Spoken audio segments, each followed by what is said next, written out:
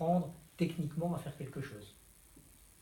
Je pourrais évidemment dire voilà, si mon énergie vitale est pas assez circulante, assez enracinée, alors je peux faire tel type de respiration ou tel type de mouvement ou aller me promener dans la nature de telle heure à telle heure pour déclencher tel... Ça, c'est de la technique.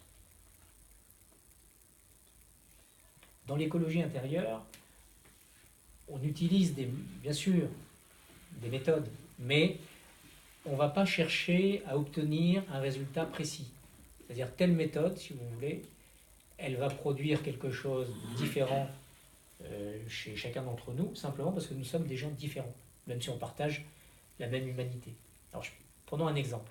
Moi, il y a une méditation que j'affectionne particulièrement et que vous pourrez vous approprier évidemment et essayer vous-même.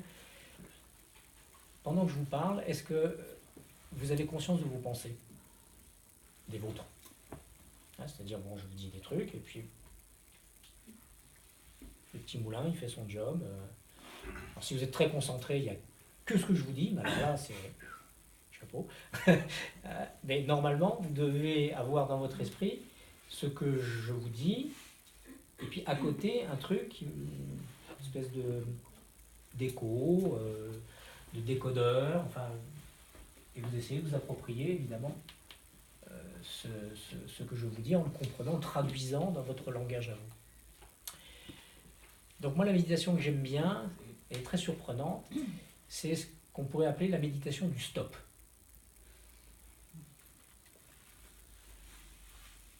Exemple.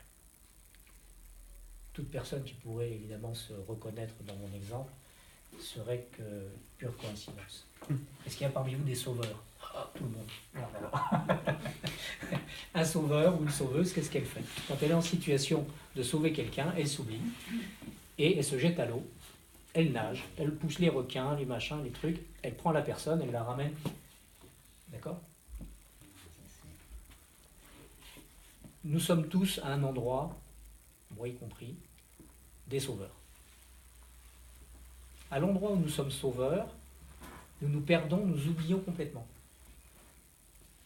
Donc la proposition de méditation, c'est à chaque fois que je vais être dans une situation d'aller au secours de quelqu'un,